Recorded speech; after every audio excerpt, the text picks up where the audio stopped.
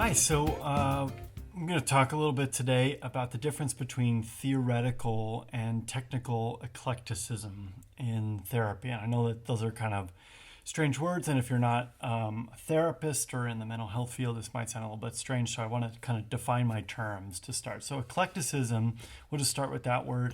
It's just kind of our word for it's an assembly of a whole bunch of things kind of thrown together, or a hodgepodge. Is a way to say it. I realize that I'm maybe dating myself with that kind of a phrase, a hodgepodge. That feels very not Gen Z. So apologies to any young watchers out there. But yeah, it's just an assembly of a whole bunch of things, pulling from all these different approaches, and so when we break this down into theoretical and technical eclecticism, so technical eclecticism would be something like, okay, you've got all these different approaches. You've got the cognitive behavioral approach, and you've got Gestalt therapy, and you've got Adlerian therapy, and you've got psychodynamic therapy, and you've got dialectical behavior therapy, and I mean all these wide range of things. And all of those approaches, they have particular techniques that they offer. And that like me as an Adlerian therapist, there are certain techniques that Adlerians use with regularity. When we could talk about perhaps what some of those are, but like let's say a cognitive behavioral therapist, they're going to have certain techniques that they use. A Gestalt therapist, they're going to do empty chair, or something like that, and psychodynamic folks, they're going to do dream analysis, and in a particular way that might be different than the Gestalt folks or the Adlerian folks, or so on and so forth. Okay, so you've got all these techniques, and so a technical eclecticism is that you borrow techniques from all of these different approaches. And then when we're talking about theoretical eclecticism, what we're talking about is borrowing a bunch of concepts and ideas from all of these different approaches. Now, I'll tell you what a former professor of mine told me one time. He was a strong advocate for technical eclecticism, and I am as well. I think that it is a great idea to borrow techniques and skills from a multitude of approaches, because people are just really creative and they come up with some really, really cool ideas. And I would add to this that one way in which we can be technically eclectic is that we can also invent our own techniques. And if anybody ever tells you that it is off the table to invent your own techniques as a therapist, I would tell them to go kick rocks, because this is, of course, how any technique ever started, is that somebody tried it, somebody invented it, somebody tested it out. Of course, we do this thoughtfully, we do this ethically, we do this with some level of caution and care, but we can be creative in what we do. And so that's even maybe a way to be technically eclectic, is to be inventive and creative. Okay, now, so my former professor, he's a strong advocate for technical eclecticism, but he said, when people talk about being theoretically eclectic, there is a word for that, and it is confused. And it's humorous, and you could say, okay, that's a little harsh, but you would be my case that it's not harsh. At their core, what a theoretical orientation is, and again, for folks not in the mental health field, what that means is that there are all these theories of human behavior and psychological functioning. Okay, you've got Freudian theory and Adlerian theory and Jungian theory, and you've got Gestalt, which that's from Fritz Perls, and you've got cognitive theory, and you've got behavioral psychology, and you've got this, there's this wide range. Okay, and what those orientations are at their core is that they are answers to two fundamental questions. And those questions are these: why do people do what they do? And that's kind of the explanatory or case conceptualization piece. Okay.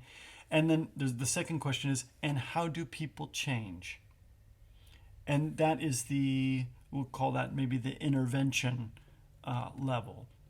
So we've got explanation and case conceptualization, and then we've got treatment interventions, and that's basically what a psychological theory is that it's those two things. We conceptualize the case and then we decide what we're going to do about it. And the reality is that of course there is an immense amount of overlap in between these different theoretical approaches and orientations. And I would be the first to tell you that there's a lot of overlap. There also are very, very fundamental differences in terms of how these approaches can answer those questions, why people do what they do, and how people go about changing. I want to be clear that I have no real interest in putting down an approach, any approach that is helpful to humankind. I have no beef with an approach that is helpful to human beings, both as individuals and then in a community, and certainly as a global community. If a theory or a technique is helping people to flourish, I'm on board. I have no issue with that. What I have seen is that when people are theoretically eclectic, meaning that they borrow ideas from all of these different approaches, what ends up happening is that they are simply, it's not just that they're confused, it's that they are inconsistent.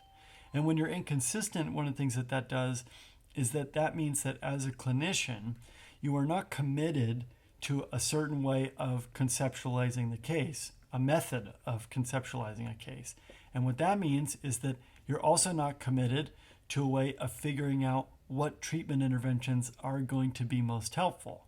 So then you kind of take the spaghetti against the wall approach and you just throw up there and you kind of see what sticks. And this is highly inefficient. It costs our clients time. It costs them money, sometimes a lot of money.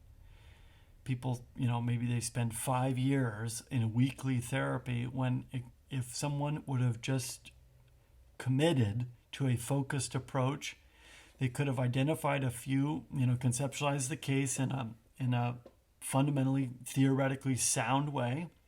I'm not saying the only right way, but a right way, a sound way of conceptualizing the case, selected in light of that conceptualization, a few interventions, really hammered away and committed to those interventions. Okay, and then you get down the road and people can really feel a bit better and get back to contributing as members of the human community. And that's the goal. So I want to paint a picture for you of how this would look. Okay, if we think about classical Freudian psychoanalysis, okay, why do people do what they do? Well, they do what they do because they have inside them these three parts. Okay, they've got an id, and that's kind of our primal, we'll stick with primal, our primal desires. Okay, I want to eat, I want to fight, I want to have sex, I want to do X, Y, and Z. Okay, and so that's there. And then we've got the superego, and these are, let's say, something like the internalized moralistic cultural pressures that say, okay, yes, you want to have sex, but you can't because that's out of bounds. So again, in classic Freudian psychoanalysis, what maybe that looks like is, well, you want to have sex with your mother, but that's taboo. You can't do it. And so these are in tension with each other, okay? And then what we've got is this mediating factor of the ego, okay? And then whether or not these things are in balance determines what ends up happening. So, okay, you've got some neurotic disorder. Well, what that, Freud says, well, the problem is that the id is not getting its proper due. And so the superego is overdeveloped here, and it's just, really flexing its muscles, and it's, powering down the id. And so then the id, it comes out in these other ways. Your arm goes numb or something. I don't know. Okay, so then how do people change? Well, you make the unconscious conscious. So you take this unconscious id stuff that's been repressed, and you make it conscious so that it can be properly expressed. And then you strengthen the ego, and this allows things to get balanced out. So fundamentally, what Freud's doing is he's saying, here's Freudian treatment. We explore the unconscious and we strengthen the ego. That's what we do. Okay, now Look, you can make the case. I'm sure that there are Freudians out there who would make the case. Yeah, and he was right about those things. And I've got 50 case studies to show you that would demonstrate that he's correct. Okay, again, I have no beef with any approach that helps humankind to flourish. But that is a fundamentally different understanding of what is going on with people than, let's say, a behaviorist who says that, okay, why people do what they do is that people's behavior is the product of their reinforcement histories.